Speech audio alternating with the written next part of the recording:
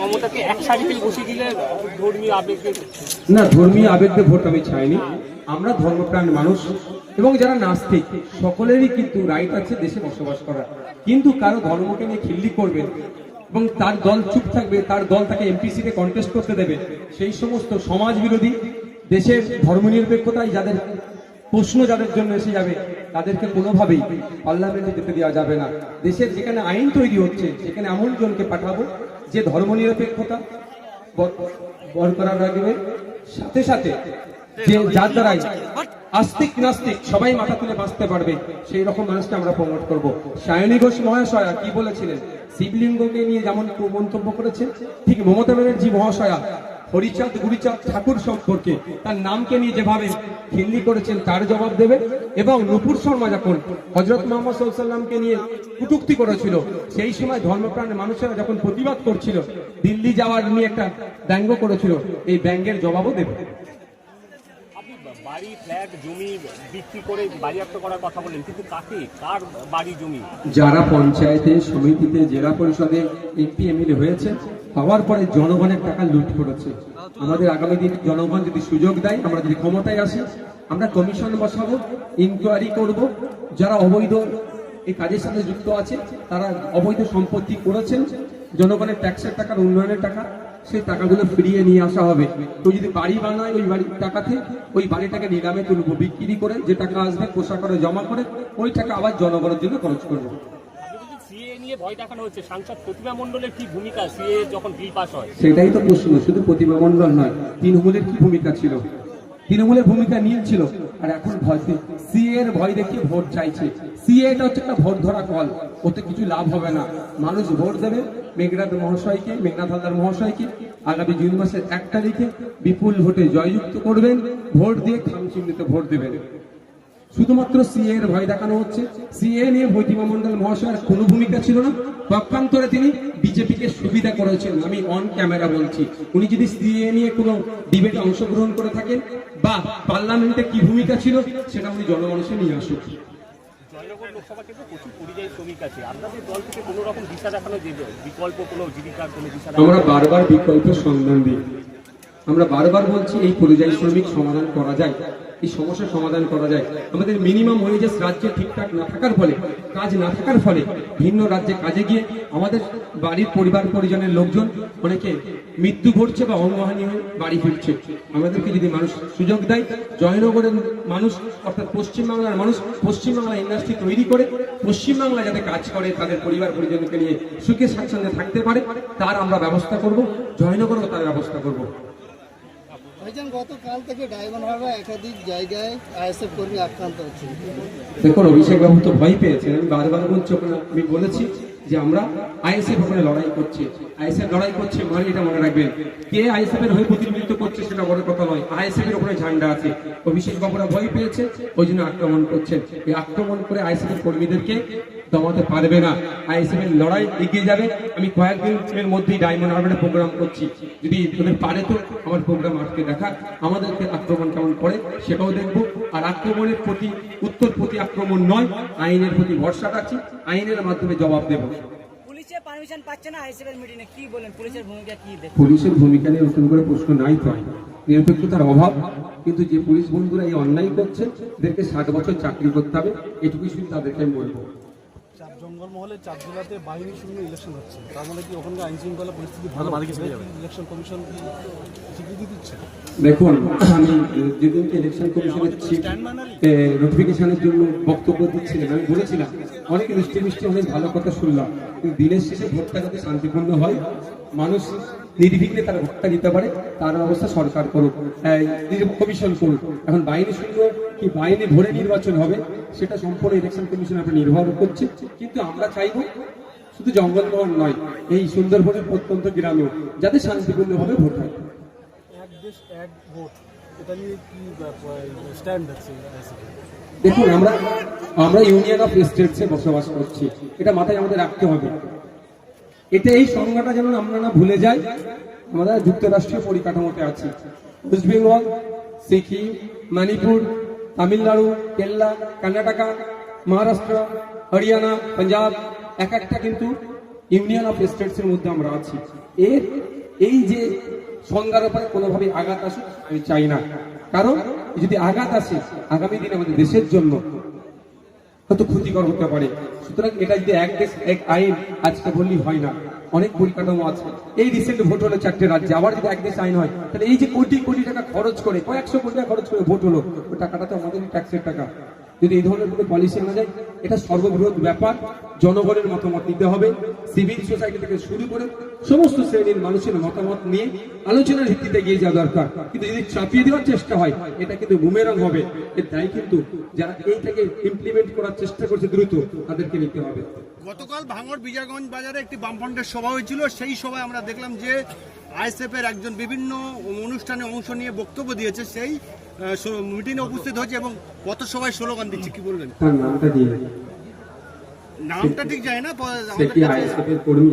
ISF এর বিভিন্ন মঞ্চে তাকে অনুষ্ঠানে বক্তব্য দিতে না, ব্যাপারটা হচ্ছে দেখুন, এ ধরনের অনেক সমাজসেবক বা বিভিন্ন রাজনৈতিক দলের কর্মীরা যারা প্রোগ্রেসিভ চিন্তা ভাবনা করে, অবিজেপি তৃণমূলের আমাদের অনেক অনুষ্ঠানে এসে বক্তব্য দেয়। সেটা আমাদের অনুষ্ঠানে এসে বক্তব্য দিয়েছেন, লেফট ফ্রন্টের কোনো প্রোগ্রামে দিয়েছেন, আগামী দিনে কংগ্রেসের প্রোগ্রামে বক্তব্য দিতে পারে। তাকে তো আমি ধরে রাখতে পারি না যে আমাকে থাকতেই হবে, এই ধরনের বাধ্যবাধকতা নয়। গণতান্ত্রিক রাষ্ট্র, মতামতের পূর্ণ স্বাধীনতা আছে। যার যেখানে ভালো লাগবে, যে স্টেজে গিয়ে বক্তব্য দিতে ভালো লাগবে, সে স্টেজে গিয়ে বক্তব্য দেবে। আইএসএফ এখানে কোনো রকম সংকীর্ণতা রাখেনি। আইএসএফ এখানে স্বচ্ছতা, স্বতন্ত্রতা বজায় রেখে, মানুষের বাক স্বাধীনতা বজায় রেখে রাজনীতি করুক, এটা আমরা চাই। তবে হ্যাঁ, যদি আমাদের পার্টির মেম্বারশিপ তিনি নিয়ে থাকে, যদি কেউ ওই ধরনের বক্তব্য দেয়, তাহলে বলবেন তার প্রতিক্রিয়া, আমার তাকে আটকাবো না। কিন্তু বললো পার্টির মেম্বারশিপটা তিনি পদত্যাগ করে তিনি অন্য পার্টিতে যান, যেতেই পারে, যে কোনো পার্টিতে যে কেউ। দাদা, রাজ্যের আঞ্চলিক এবং যে ন্যাশনাল যে চ্যানেলগুলো আছে তাদের যে এক্সিট পোল হয়েছে, তাতে দেখা যাচ্ছে যে তৃণমূল বিজেপিকে ভাগাভাগি করে দেওয়া হয়েছে সিটগুলো, এবং কংগ্রেসকে কোথাও কোথাও একটি বা দুটি সিট দেওয়া হয়েছে। সেখানে আইএসএফ এর কোনো নামগন্ধ নেই।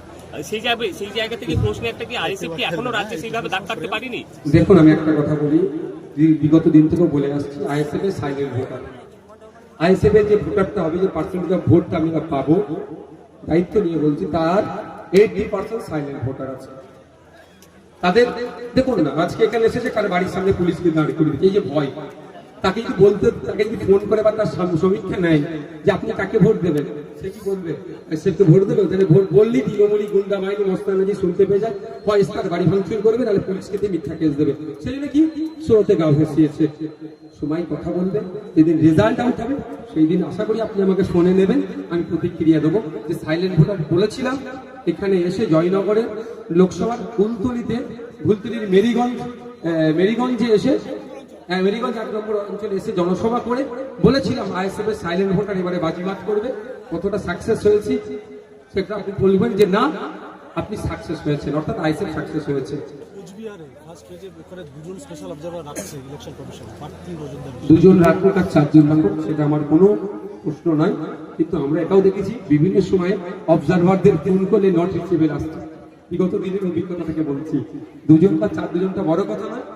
তারা ফোন করলে যে সমস্যার কথা আমরা তুলে ধরবো, ভোটাররা ফেয়ার ইলেকশনের জন্য তুলে ধরবো, তৃণমূলী গুন্ডা বাহিনীদের অত্যাচারের হাত থেকে বাঁচার জন্য যদি ফোন করি, তৎক্ষণিক যাতে ব্যবস্থা গ্রহণ করে, সেটা নির্বাচন কমিশনকে ইনশিওর করতে হবে। বিজেপি ওখানে স্থানীয় প্রার্থীর উপরে কি ভরসা রাখতে চলে? আমি বলতে পারবো না, বিজেপির ওটা অভ্যন্তরীণ ব্যাপার। বিজেপি শাখা সংগঠন আমরা যেমন নয়, লেফটেরও শাখা সংগঠন আমরা তেমন নয়। আমরা স্বতন্ত্র পার্টি, আমরা আমাদের প্রার্থী ঘোষণা করে দিয়েছি, লড়াইয়ের ময়দানে নামিয়ে দিয়েছি। গণতান্ত্রিক প্রক্রিয়ায় লড়াই হবে, অভিষেক বাবুকে পরাজিত করবে, মজলিল লস্কর মানুষের যে আশীর্বাদ দিন থাকে, পার্লামেন্টে যাবে। বামেদের সঙ্গে জোট ভাঙার পরে মোহাম্মদ সেলিম যেরকম আপনাকে কটাক্ষ করেছিল, আমি পাল্টা কটাক্ষ করেছিলেন যে মুর্শিদাবাদে মুসলিম ভোট আছে, সেই জায়গায় হিন্দু ভোটের কথা বলেনি।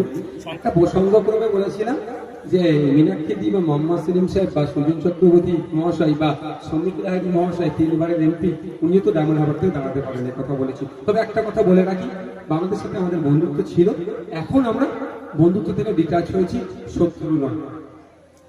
কিন্তু আমরা আমাদের লড়াই লড়বো, বামেরা বামেদের লড়াই লড়বে। আমরাও চাইবো সর্বোচ্চ ভোট আমাদের দিকে আসুক, আমাদের খামচিহ্নতে আসুক, আমাদের খামচিহ্ন পার্লামেন্টে যাবে। জয়নগরে বিগত দিনে অনেক দল থেকে এমপি গিয়েছি, সেই অর্থে জয়নগরবাসীর সেই ডেভেলপ হয়নি। এবারে খামচিহ্ন তথা আইএসএফ এর পক্ষ থেকে এমপি যাবে, বিগত বছরের সমস্ত রেকর্ডকে ভেঙে দিয়ে 5 কোটি 1 বছরের 5 বছরের 25 কোটি শুধু নয়, আরো এক্সট্রা টাকা নিয়ে এসে উন্নয়নের স্বার্থে যদি উন্নয়ন করতে পারে, তার জন্য সর্বোচ্চ দিয়ে লড়াই করবে আমাদের মাস্টার মেঙ্গল হালদার মহাশয়, যদি মানুষ আমাদেরকে সুযোগ দেয়। ডাবল এভারেজ ভূমিপুত্রকে ভরসা করলে বিজেপি অভিজিৎ দাস ক্যান্ডিডেট করেছে, ববি ওখানকার আইনজীবী। দেখুন, ভূমিপুত্রতে আমি এই শব্দটাতে আমি কিন্তু দেখুন মান্যতা দিই না। দেশের জেনারেল ইলেকশন হচ্ছে, দেশের সর্ববৃহৎ গণতন্ত্রের উৎসব হচ্ছে।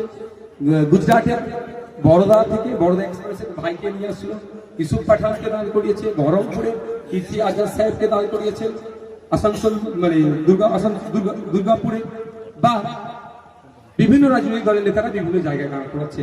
ওই ভূমিপুত্র নয়, আমরা ভারতীয়, এতেই বিশ্বাসী। বিজেপি তার যাকে পছন্দ হয়েছে সে দাঁড় করিয়েছে, আইএসএফ যাকে ইচ্ছা করেছে দাঁড় করিয়েছে, তৃণমূল অভিষেক বাবুকে আবারও করে নমিনেট করেছে। দিনের শেষে মানুষ যাকে চাইবে সে জিতবে। তবে একটা কথা এটাই যে গণতান্ত্রিক প্রক্রিয়াতে শান্তিপূর্ণ ভোট হোক, এটা যেমন নির্বাচন কমিশন দেখবে, সমস্ত দলকেও দেখতে হবে। আর পশ্চিমবাংলার প্রধান শাসক দল এবং প্রধান বিরোধী দলকেও এটা ইনশিওর করতে হবে যাতে শান্তিপূর্ণ নির্বাচনের জন্য তারা পূর্ণ সহযোগিতা করে সিআইকে। এবারের ভোটে আইএসএফ এর লড়াই দ্বিতীয় হওয়া না প্রথম হওয়ার, কত জিতলে কতগুলি সিটে জিততে পারবে? দেখুন, আমরা শুধুমাত্র পার্টি করতে হবে বলে রাজনীতির ময়দানে আসেনি।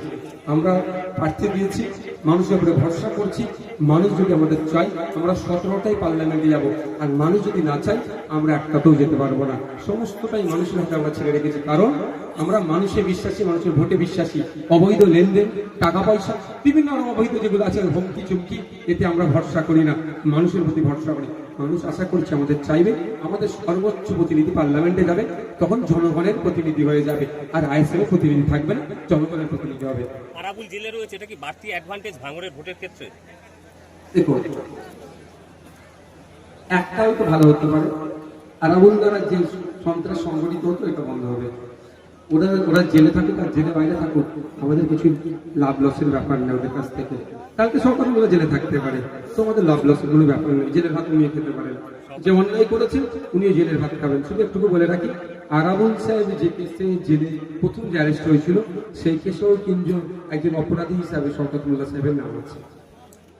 অভিষেক বন্দ্যোপাধ্যায় জয়ের ক্ষেত্রে কি নওশাদ সিদ্দিকী প্রার্থী না হওয়া, আবার এখানে বিজেপি সেখানে একটা সে অর্থে তাদের ভিআইপি কোনো ক্যান্ডিডেট না করা, ফলে জয়টা কি অনেক সহজ হয়ে গেল? দেখুন, নওশাদ সিদ্দিকী ব্যক্তিকে নিয়ে কেমন দল চলে না, আমাদের সিম্বল আইএসএফ এর নামে ভোট দেবেন। তো আইএসএফ এর ওখানে প্রার্থী দাঁড়িয়েছে। এবার অভিষেক বাবুকে বিজেপি ছেড়ে দিচ্ছেন কি না ছাড়ছেন না, নতুন করে বাংলার মানুষকে বলতে লাগবে না। আমরা দেখেছি কালীঘাটের কাকু বারবার একটা কথা বলতেন, আমার পর্যন্ত এসে সীমাবদ্ধ থাকবে, আমার বসের কাছে যেতে পারবে না, বা তার ভয়েস টেস্ট এখনো কিন্তু কোর্টে সাবমিশন হলো না। অনেক রকম দেখছি, অনেক কিছু অন্যায় করে বেড়াচ্ছে অনেকে, কিন্তু তাদেরকে যে কোনো টাইম চাইলে অ্যারেস্ট করতে পারে। না করিয়ে লিপস্টোন হাউস কোম্পানি সার্চ হয়ে গেল, তো সেখানে গিয়ে কি দেখছি তাদের কম্পিউটারে 14টা ফাইল ডাউনলোড করলো। যে অফিসার ডাউনলোড করে দিল সেই অফিসারের বিরুদ্ধে কেন্দ্রীয় ওই সংস্থা কি পদক্ষেপ গ্রহণ করেছে যাতে এই যে তদন্ত গতিপথটা রুদ্ধ হয় বা মাইন্ড ডাইভার্ট হয়, এই অন্যায়গুলো করছে। তবে একটা দিনের শেষে তো বিজেপি কখনোই চাইবে না অভিষেক বাবু দুর্বল হোক, কারণ অভিষেক বাবুকে বা তৃণমূলকে দিয়ে বাংলায় তো বিজেপি চাষটা ভালোই হচ্ছে। সেই জন্য ওরা সবসময় চাইবেন অভিষেক বাবু বা তৃণমূল থাকলে সিটটা ভাগাভাগি করে নিতে সুবিধা হবে তাদের।